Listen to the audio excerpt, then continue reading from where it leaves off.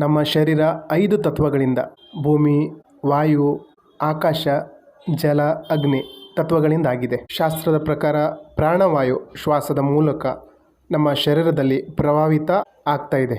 ಜಲನೇತಿ ಮೂಲಕ ದೇಹದ ಲೆವೆಲ್ನಲ್ಲಿ ನಮ್ಮ ಬ್ಲಾಕೇಜ್ನ ಕ್ಲಿಯರ್ ಮಾಡ್ಕೋಬೋದು. ನೀವು ಲೋ ಫೀಲ್ ಮಾಡ್ತಾ ಇದ್ದಾಗ, ನಿಮ್ಮ ಎನರ್ಜಿ ಡೌನ್ ಆಗಿದೆ ಅನ್ನಿಸ್ದಾಗ, ಕೆಲಸ ಮಾಡಲಿಕ್ಕೆ ಮೂಡಿಲ್ಲ ಅಂದಾಗ ನೀವು ಲೆಫ್ಟ್ ಹ್ಯಾಂಡ್ ಸೈಡ್ ಮಲ್ಕೊಂಡು ಸ್ವಲ್ಪ ಹೊತ್ತು ರಿಲ್ಯಾಕ್ಸ್ ಆದರೆ ನಿಮ್ಮ ಬಲಗಡೆಯ ನೋಸ್ಟ್ರಲ್ ಓಪನ್ ಆಗುತ್ತೆ. ಅದು ಓಪನ್ ಆದಾಗ ನಿಮ್ಮ ಶರೀರದಲ್ಲಿ ಎನರ್ಜಿ ತುಂಬಿರುವ ಅನುಭವ ಆಗ್ತದೆ. ಅದೇ ನಿಮಗೆ ಎಡಗಡೆ ಸೈಡು ಓಪನ್ ಆಗಿದೆ, ಎಡ ನೋಸ್ಟ್ರಲ್ ಓಪನ್ ಆದರೆ ನೀವು ಒಂದು ಪೀಸ್ ಕಾಮ್ ಆಗಿರ್ತೀರ.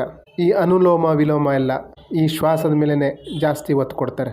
ನಾವೆಲ್ಲ ಏನು ಮಾಡ್ತಾ ಇದ್ದೀವಿ ಅಂದರೆ ಹೊಟ್ಟೆ ಒಳಗಡೆಯಿಂದ ಉಸಿರಾಟ ಮಾಡ್ತಾ ಇಲ್ಲ, ಶಾರ್ಟ್ ಬ್ರೀದ್ ಮಾಡ್ತಾ ಇದ್ದೀವಿ, ಶೆಲ್ಲೋ ಬ್ರೀದಿಂಗ್ ಮಾಡ್ತಾ ಇದ್ದೀವಿ. ನಾವು ಡಯಾಫ್ರಾಗ್ಮ್ಯಾಟಿಕ್ ಬ್ರೀದಿಂಗ್ ಮಾಡಿದಾಗ, ಅಂದರೆ ನಮ್ಮ ಹೊಟ್ಟೆ ಒಳಗಡೆಯಿಂದ ನಾವು ಶ್ವಾಸ ತಗೊಳ್ಳಿಕ್ಕೆ ಸ್ಟಾರ್ಟ್ ಮಾಡಿದಾಗ ನಮಗೆ ಸ್ಟ್ರೆಸ್, ಡಿಪ್ರೆಷನ್ನು ಯಾವುದು ನಮ್ಮ ಹತ್ರ ಸುಳಿಯಲ್ಲ.